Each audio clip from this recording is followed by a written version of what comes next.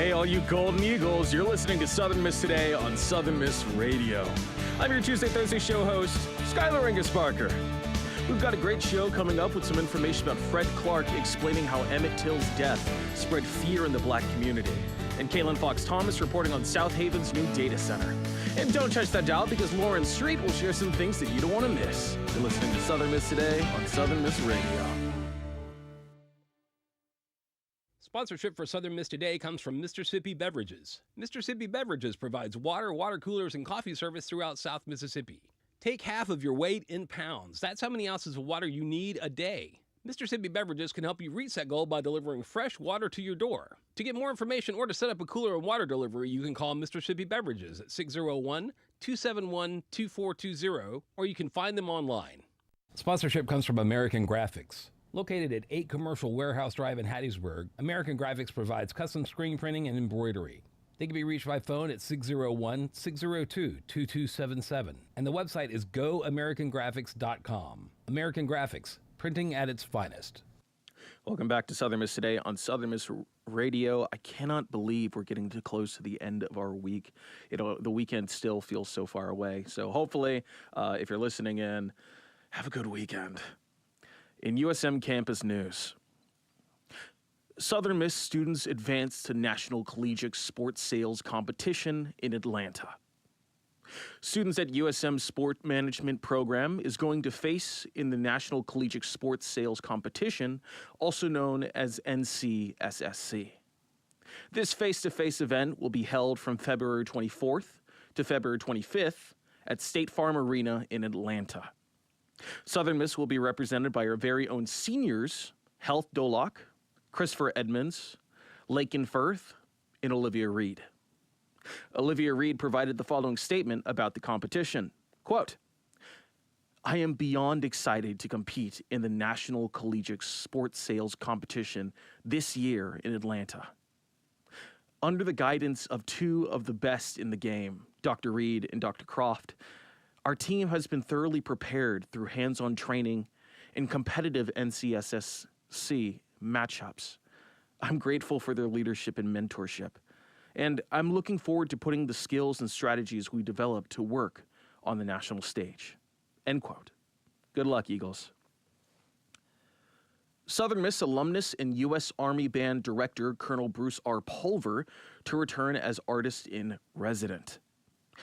USM is proud to announce that the Colonel Bruce R. Pulver, a retiring commander of the United States Army Band, is returning to campus as an artist in resident in the School of Music starting July 1st, 2026.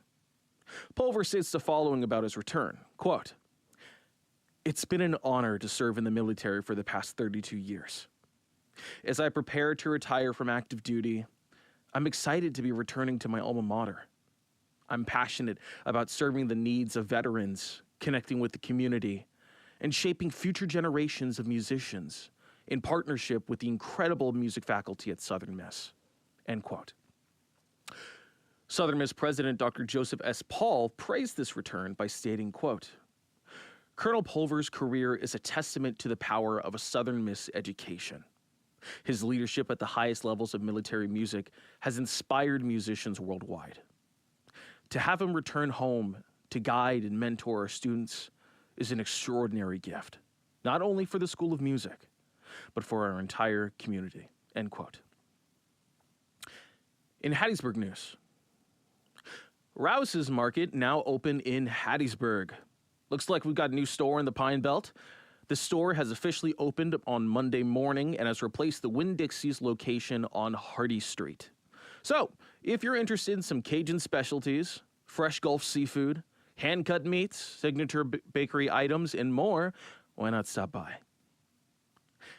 Hattiesburg Zoo seeks volunteers for education efforts. The Hattiesburg Zoo is now accepting applications for education volunteers who engage guests and share info about animals and conservation efforts. These volunteers are stationed throughout the zoo with biofacts or ambassador animals, helping educate visitors of all ages. Shifts are available from 10 a.m. to 1 p.m. and 1 p.m. to 4 p.m.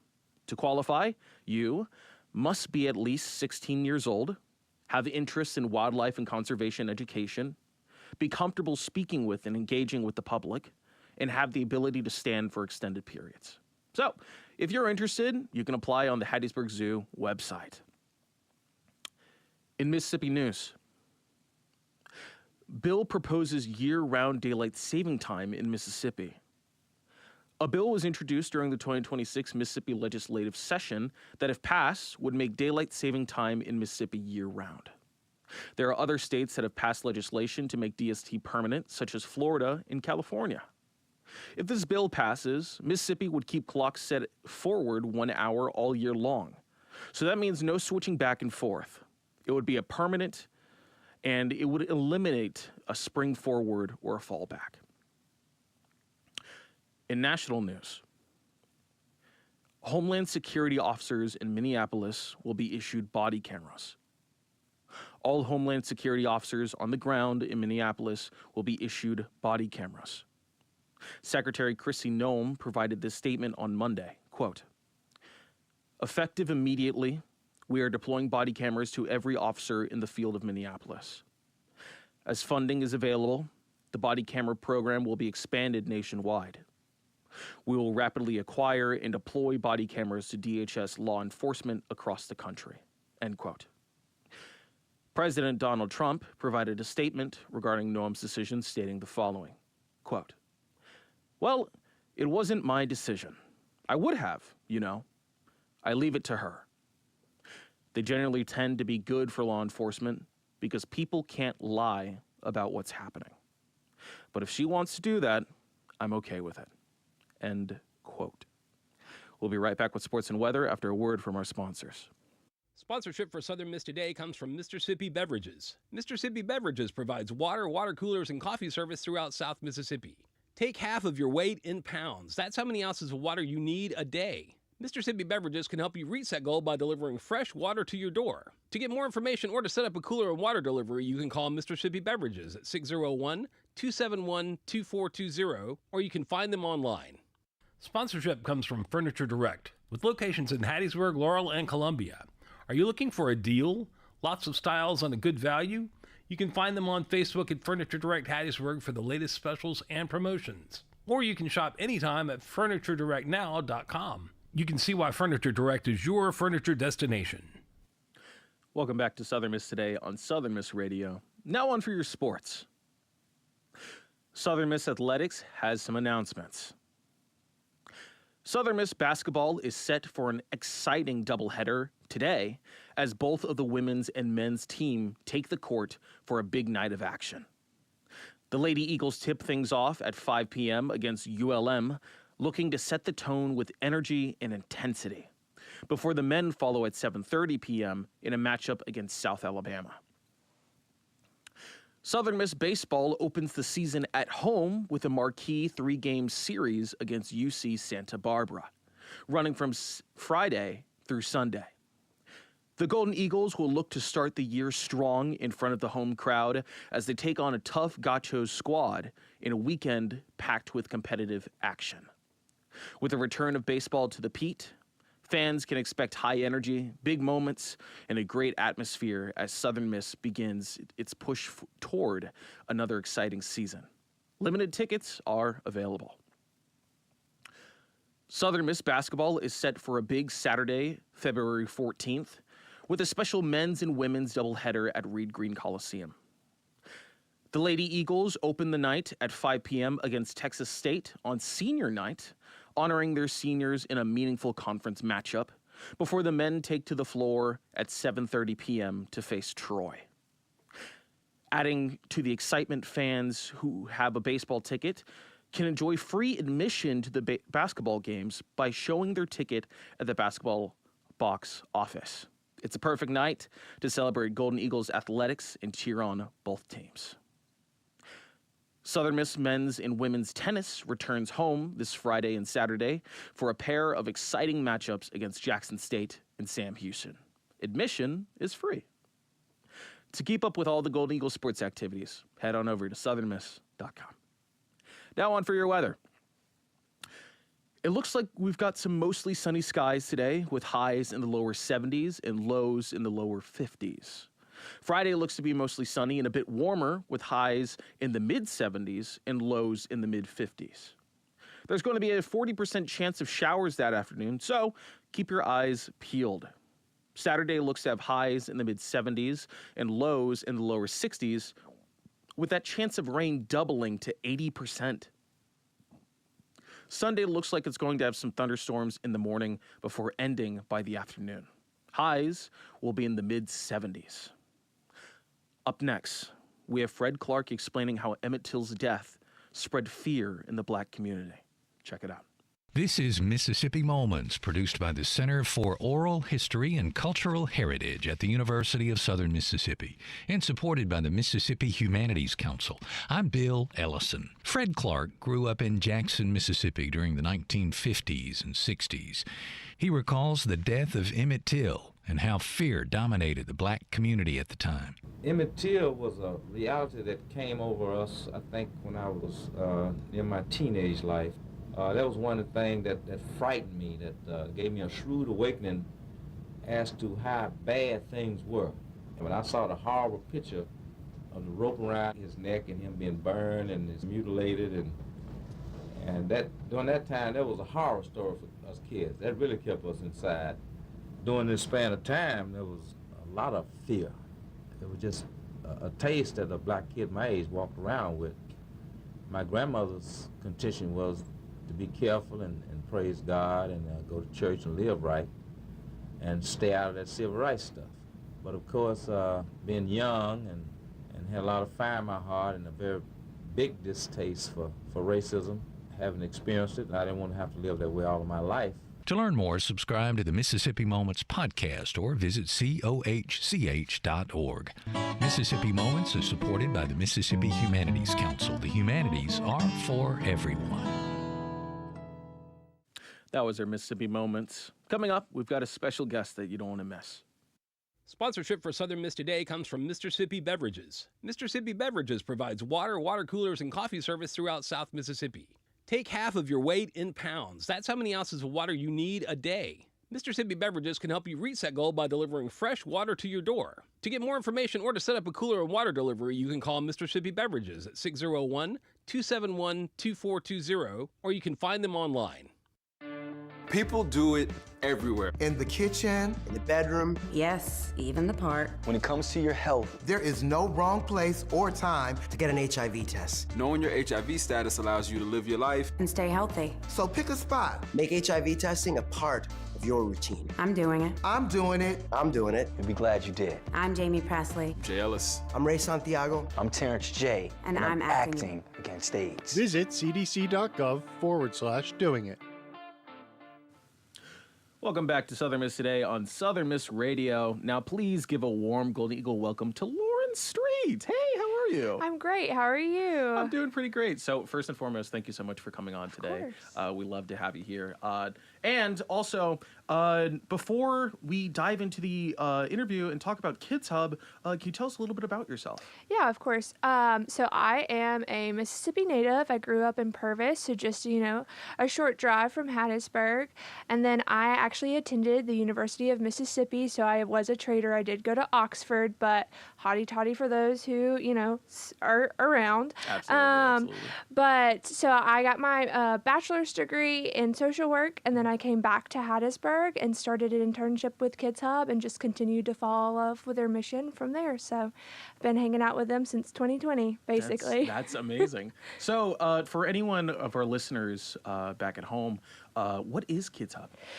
So Kids Hub is the Children's Advocacy Center that serves Forest County, but we also serve just right around 9 of the surrounding counties. Yeah. Traditionally, we serve 7 counties, but right now we're kind of offering some extra hands to a CAC that's getting started in Jones, and then helping serve Jasper and Wayne counties alongside Jones County as they're kind of getting started, but have also been serving those 2 counties for quite a while now. Yeah, well, that's amazing. It's so great making sure that people can have their voices brought up, especially for children, because it's as we all know, it's such a scary time right now, and it's so amazing that being able to help a child If you know, when did Kids Hub start?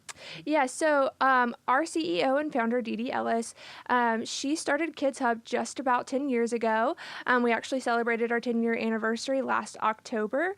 So we've been serving the Pine Belt for 10 years. We just started with one small multidisciplinary team in Lamar County and then have just grown and have felt the love of the community throughout those 10 years and are excited to continue to serve for hopefully several more. Absolutely. Absolutely. Would love to have you. Yeah. What is the organization's goal for the clients? Yes. So our main goal is just to provide that child-friendly location for children who have experienced trauma to come in with their caregivers and find the solutions that they need. So we work alongside law enforcement, CPS, specialized medical care, and mental health providers outside of the community just to provide a space for those kids to come talk about their experiences, but also as soon as they have talked about that experience, they're immediately met with solutions that hopefully will help start that healing journey so one day they can be happy, successful adults and continue to contribute to our community. Yeah, I absolutely love it. Yeah. I'm so in love with this entire concept of like such a great organization keeping an eye out. And it's absolutely wonderful. Just in case you haven't tackled it already, what services do you guys offer? So right now we serve kind of in a 4 to 5 kind of different ways. So as I kind of mentioned, we work off the referral for CPS and law enforcement when there are allegations of felony level child abuse, and we provide something called a forensic interview, which sounds really scary, but it is not. It's just a neutral fact-finding conversation that's held between one of our trained professionals in our office and that child, and really the child rules the roost in that room. If they want to talk about anything and everything, they are welcome to, and our interviewers are going to follow that child, but if they don't want to talk about their experiences, they also have the power to say no, because the whole purpose of that interview is just to give power back to that child, so that they know there are trusted adults out there in the community who are listening to them and believe them and want to hear about those experiences and continue to be a helping hand to that child. That's so wonderful. Yeah, we also provide for all of those families who come in that are referred from those forensic interviews, victim advocacy services. So every family gets their own victim advocate, and we just walk alongside those families, really taking that holistic approach to finding those healing solutions. So I like to say that those ladies are my movers and shakers in the building. They really find any solution that family needs. They try to get their hands on it. We've helped to find front doors or even washers and dryers just because it's just that small act of kindness that helps restore, dignity and worth to those families. But also it's the small things that really, we can take off just that much of pressure. So it's easier to get to that mental health appointment, or it's easier to make that court date because you have a toothbrush that you didn't have before, or you have, some victim compensation. So you're not having to pay for gas out of your own pocket. We've helped fill out that paperwork for you, so it's being provided to you. And then also, as we work alongside all the different agencies that come into play, we do something called coordinated case management. So we have a fabulous multidisciplinary team liaison, and she works directly with all of those officers, with all of our fabulous child protective service workers, and then all the different services in the community, like those mental health partners and those medical providers, to make sure that we are talking and focusing on all the different cases that come through our doors, ensuring that no child falls through the cracks. We really want to put those best practice services in those homes and make everything as accessible as possible, but we know that sometimes there are barriers to service, and so they really take that time to problem solve and find solutions so that we are following the statewide protocol that was set out for us that says we are going to make those referrals, but we are being very intentional in providing these children and these families with those healing solutions that they need. Yeah, oh my gosh, that's so absolutely wonderful, and it's so great being able to provide this, like, not only advocacy, but this, like, overwhelming support.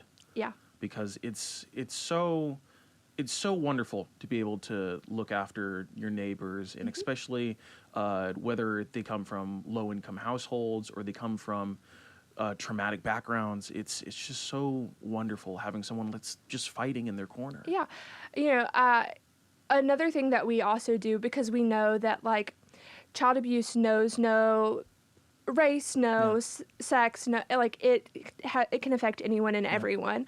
But one of the things that we also saw, especially recently, we've really worked hard to develop is that community mental health. And so we do have, of course, all the fabulous partners out in the community and the service areas that we serve, helping support that mission. But we also have developed in-house mental health at Kids Hub, where we have fabulous clinicians who are providing those mental health solutions, not only to the kids and families who walk through our doors, but also just our everyday community member, because we know how important it is to be a good neighbor, and just offer that extra helping hand where we can. That's absolutely wonderful. To maybe shift gears a little bit, and this is such an interesting title. Can you tell us about the teddy bear closet? Yeah, of course. So as I was kind of talking about those forensic interview services, so every kiddo who comes through a door for that service gets to get a teddy bear. And so in our new building that we just moved into right around a year ago, we wanted to dedicate a whole space to our teddy bears. And so we created this little closet, and we wanted to create it almost just like a Build-A-Bear experience. And so the kids really get to, it's another way just for them to take that power back. They get to pick out their bear, and they get to pick out what quirky little outfit it's going to wear. And we partner with, several different community organizations who make things like friendship bracelets. And so the kids get to pick out friendship bracelets to put on the bear. And we have like sunglasses, and they get to do the whole like naming process and adoption process there right at our teddy bear closet. So it truly is just like a fun little special experience that we get to continue to share with those children.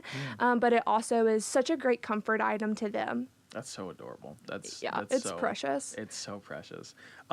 Is there any other upcoming events or any upcoming events in general surrounding Child Abuse Prevention Month for April? Yes. So the month of April, the whole month is Child Abuse Prevention Month.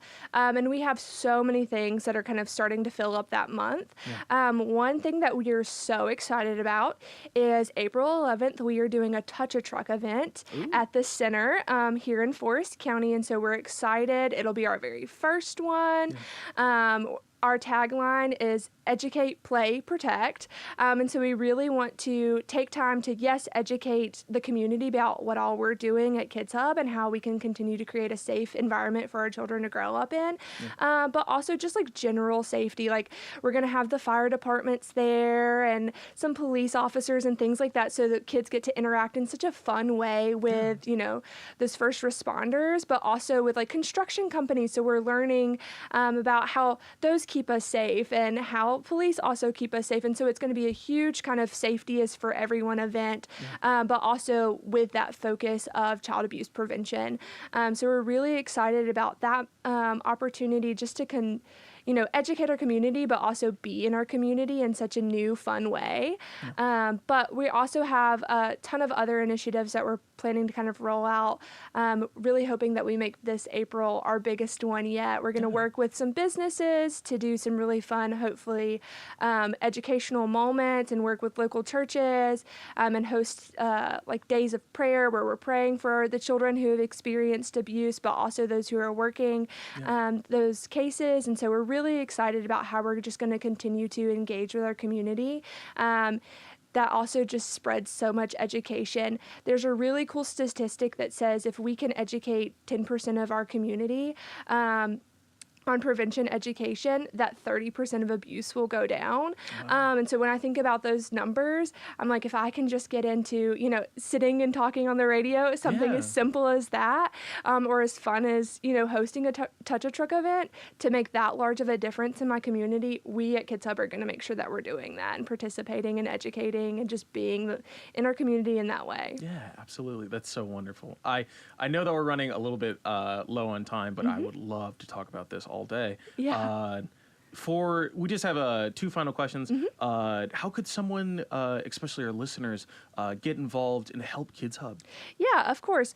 So we're actually on campus today at the RC Cook doing a volunteer fair. And so we're talking about different ways that students can volunteer with us, but also checking out our website. We're always posting different ways that people can engage, whether it's through one of our fundraising events or offering a hand at something kind of like that Truck-to-Truck event, or donating those bracelets that we give out. There's a ton of different ways that people can kind of engage and participate with us. We're starting to kind of work out how we can get more people in the building and volunteer in the building, but with some of the sensitive information that we have, we're kind of being strategic about that. But there's all kinds of different ways that people can continue to engage with that. And so I would say check out our website at www.kidshubms.com to see what that looks like, what we're posting there. But also, if you're on campus today and want to come talk to myself or my other colleague at the RC Cook, we'd love to engage you in different ways that you can volunteer with us. Well, great. Sounds like a wonderful opportunity, and I hope that our listeners will stop by. And a final question that we love to do here on Southern Miss Today on Southern Miss Radio. If you were to give a younger you a bit of advice, whether it's from your time here at Kids Hub or just something that you've always just wanted to say to a younger you, what would you like to say? I would tell younger Lauren, first, value your passion as really look at your passion and turn it into a way to be your job, because when you love what you do, you really truly don't work a day. And so value service and engage with your community, because it's truly really fun and exciting, and you meet so many new people and have so many great opportunities when you serve and really love and pour into your community. Yeah, I love that. Well, thank you so much, Lauren Street, for coming on today and providing a voice for our Eagles. Yes, thank you for having me. Coming up, we've got Kaylin Fox-Thomas reporting on South Haven's new data center. Check it out. As XAI creates new data centers to expand, South Haven, Mississippi will host one of its plants. With this new data center comes environmental concerns from residents and environmentalists. Dr. Kayla Stan, assistant professor in geography with a specialty in environmental changes related to humans and climate, shares how this could affect the town's nearby environment. So looking at the natural gas turbines or things like that, you also end up oftentimes with air pollution going on. Things don't perfectly burn, and so those ones can have impacts on human health. So in nearby towns, that's a concern. And then they can also have impacts on things like crop health or ecosystem health. The Mississippi Department of Environmental Quality will have a public hearing on February 17th to determine if the data center should have 41 natural gas turbines. USM student River Mesa shares how this could have a negative impact for the future of nearby communities. Anything that tampers with the environment is not only going to make the residents unhappy, but it's also going to make future people who want to move in, future residents, feel unsafe and probably discourage them from moving there. So I think that's a lose-lose situation for South Haven. Though many people are worried about the environmental impact, Governor Tate Reeves says that the data center will bring new opportunities to Mississippi. The data center is set to start this month. Kaylin Fox-Thomas, SMTV News. Thanks for listening to Southern Miss Today on Southern Miss Radio. Huge thanks to Seb Hodges, our audio engineer, and Isabella Michaud, our video engineer, for keeping this bird flying. Big shout out to our assistant producer, Rosinese Monty, and our program director, Adeline Fields, and our GM, Dr. Wilbur Martin. Don't forget to follow SM2 Media on social media. I'm your Tuesday Thursday show host, Skylar Angus Barker. Stay Golden Eagles.